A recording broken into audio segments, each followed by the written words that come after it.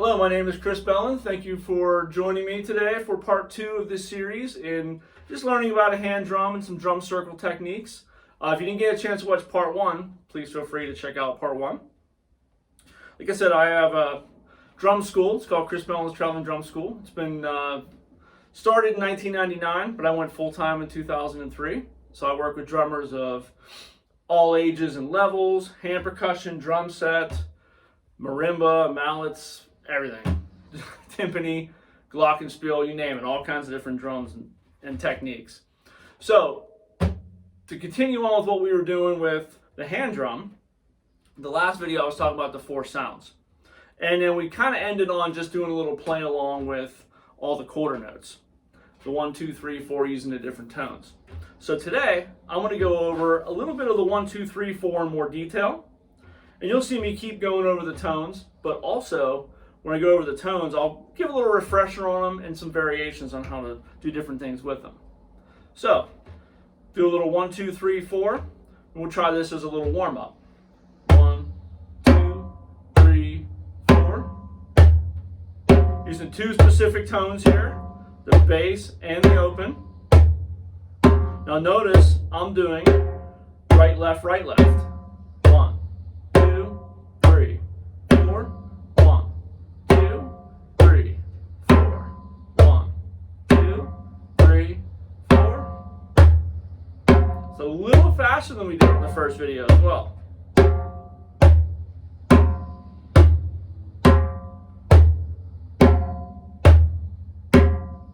So between open and bass,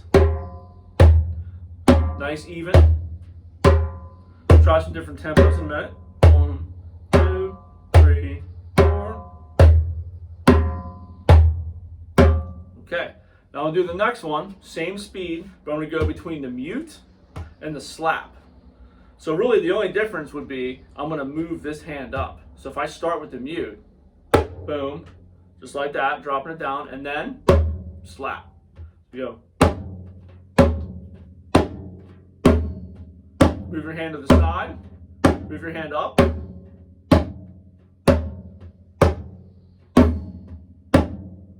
Kind of like an upstroke in a way. Let me play it one more time.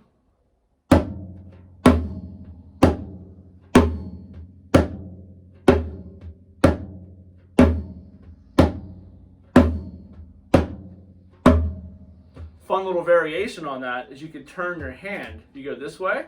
Some drummers call this the chop mute. But if you look at it here, I'm going to strike the drum, but my hand's going to be just like this, vertical. It's a different part of your hand doing that anyway. That's kind of a fun technique. And if you slide your hand, it changes the pitch. Pretty cool. And I'm not putting a lot of pressure. I'm just putting my hand on there. Just like I was talking about in part 1 with the faster, lower height for the hand. Same kind of thing. It's pretty cool. But it works really good slow though. That's kind of fun. Okay, so I've been talking a lot about quarter notes, 1, 2, 3, 4. Talking a lot about right, left, right, left. So now I'm going to get into a different rhythm. This is a rhythm called eighth notes. So anyone watching that's a musician will know that eighth notes are taking a quarter note and cutting it in half. So if I cut that quarter note in half, and I'm starting with my quarter note rhythm of 1, 2, 3, 4. If I cut that in half, I could count it as 1 and 2 and 3 and 4 and. But just think of anything. If you cut a pizza in half, you have 2 parts. So the pizza didn't get any smaller, unless you eat it. It just got extra piece, right? So you have two slices.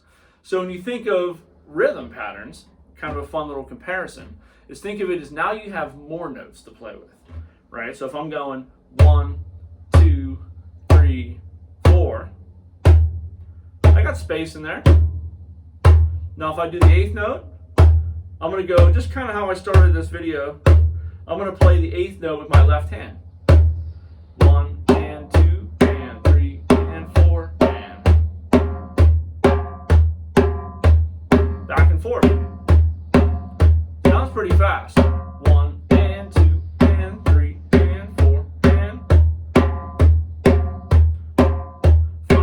drum circle.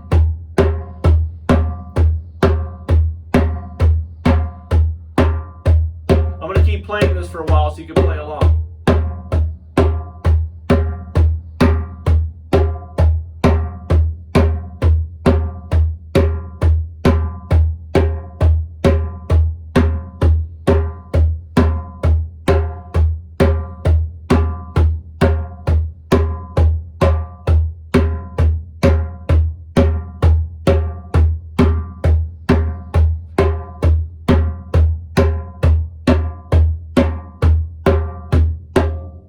Sounds good.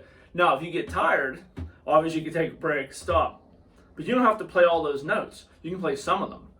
Like if I would play, let's say, what we were just doing, you can just play what my right hand's doing.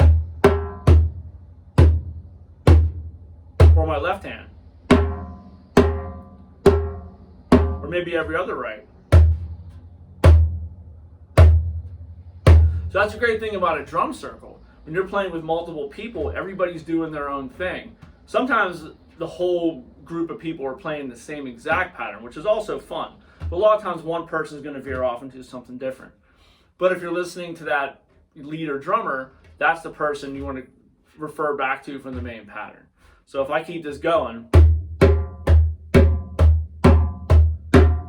and 2 and 3 and 4 and you can play along at your own ideas.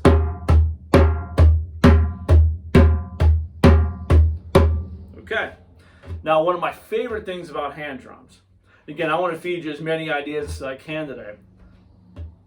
So one of my favorite things about hand drums is different hand patterns. You know, when I learned the drum set, and especially this here, which is called a snare drum, when I learned with sticks all kinds of different ways to do hand patterns. And applying that to the hand drum is awesome because then you can get different sounds. For example, in snare drum playing, they refer to this thing called double stroke rolls, which drummers don't get that fancy with names. So it's literally 2 of each hand. So a double right into a double left. So if we're going right, right, left, left. Or for the lefties, left, left, right, right. Either way. So if you think about it, if you play it on, you know, a drum, that's one drum, you can get different sounds on it, but overall it basically makes one really, really specific tone. But with the hand drum, we got those 4 main sounds. What if I do right, right, left, left between bass and open?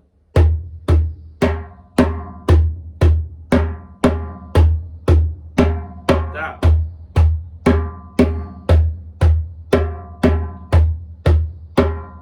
Now if I'd switch it and I go left, left, right, right between bass and open, I'm going to actually start with open. So it'll be open bass.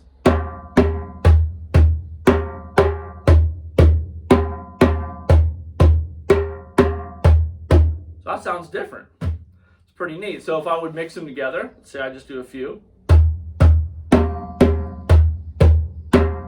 then switch. It's kind of fun. Even if I would do it without stopping. That could be a little tricky, but I'll show you just a little example of the fun you can have with the tones. So I'll go right, right, left, left, into left, left, right, right. Sounding it out. Right, right, left, left, left, left, right, right. You get all kinds of different sounds. So there's all kinds of hand patterns, stuff I usually work with students a little later. But just in general, feel free to mix your singles, which would be drum roll, single stroke, one hand, back and forth with the other, and then your doubles. You can come up with tons of combinations. So that rhythm, 1 and 2 and 3 and 4 and, sounds faster, but we just got a lot more notes in there. Now, if I would go to, let's say, the mute and the slap, right? Let's say I would do 8th notes that way. So I'm going to start with the mute sound. 1 and 2 and 3 and 4 and. Notice I'm playing this whole rhythm with one hand. 1 and 2 and 3 and 4 and. Bring it up higher. It's kind of like the open technique. 1 and 2 and 3 and 4 and. Just So I just move my hand away. Remember I said in the last part, you can leave it up, over to the side. Switch. Nice seamless blend right back into the mute.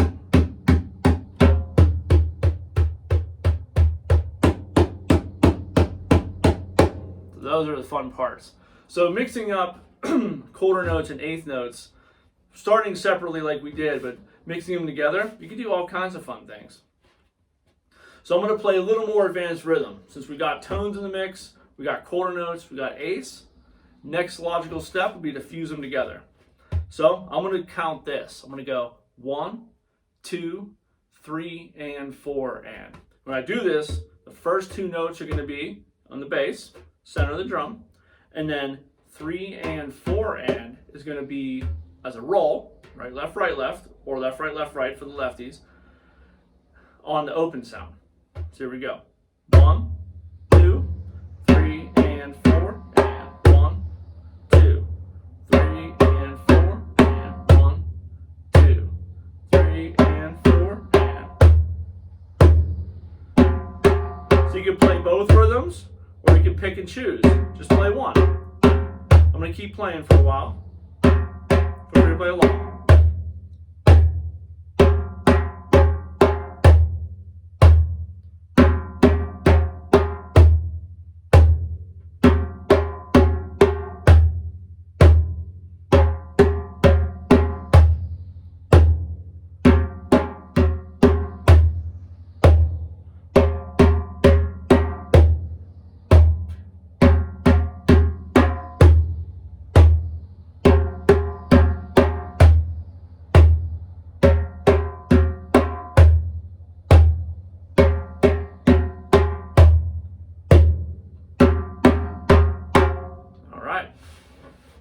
So, for the last few minutes, I'm going to go over a little bit with the small drum, and then I'll do another rhythm to end.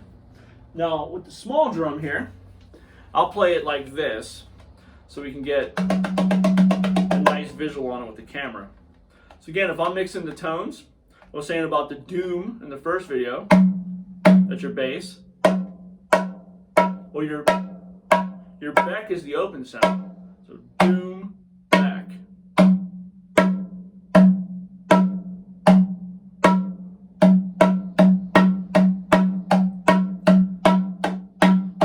Different rhythms.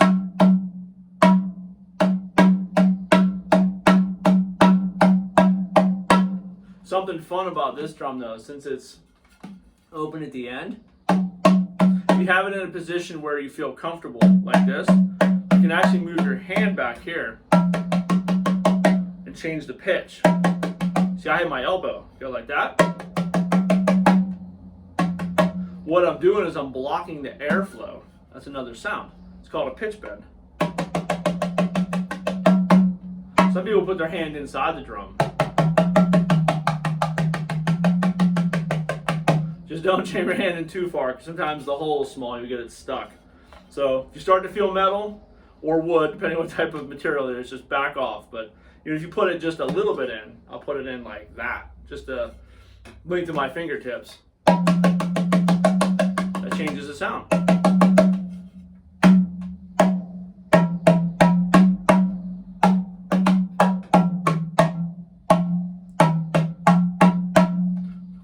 So occasionally during a drum circle, you have somebody with a really cool exotic kind of drum.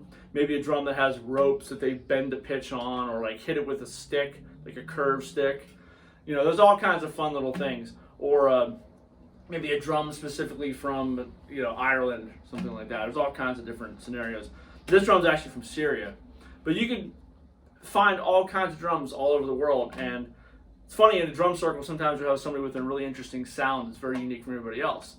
So we'll kind of do a little mock example of that. Let me tap a basic rhythm here. The pitch will change, no matter what drummer shaker you're using. You can tap along with that.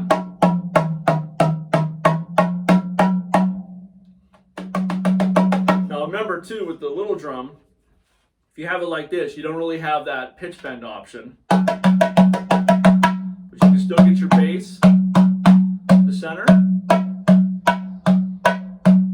your open sound. So I'll play a little quick example here.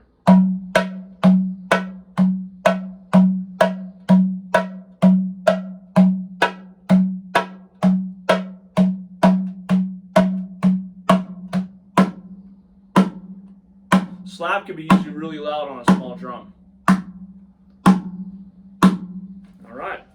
Now I don't want to forget about the shakers or tambourines. So no matter what you have, whether it's an egg shaker or a tambourine, same kind of deal.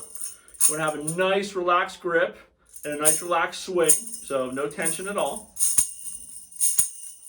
You play a tambourine, one of the best ways to start off learning it is swing in one hand into another hand. Again, I have my hand kind of curved here, so I'm hitting right above my palm. Not hitting real hard, so neither hand is hurt. You can shake it in the air if you want. So if you're thinking 1, 2, 3, 4, or 1 and 2 and 3 and 4 and 1, 2, 3, 4. Shakers and tambourines and all kinds of different well, not really exotic instruments, but you know, eclectic kind of things that you would see at a drum circle. They add just extra flavor. So anytime I lead a drum circle, I always have shakers or tambourines or different drums from all over the world just to create some different tones. So thank you everyone for watching part 2. If you didn't get a chance to check out part 1, please do. Hopefully watch them in order as well. And yeah, hope you enjoy. If you're looking for any information on me, you can find everything you need to know about me in either teaching and or performing at chrisbelindrums.com.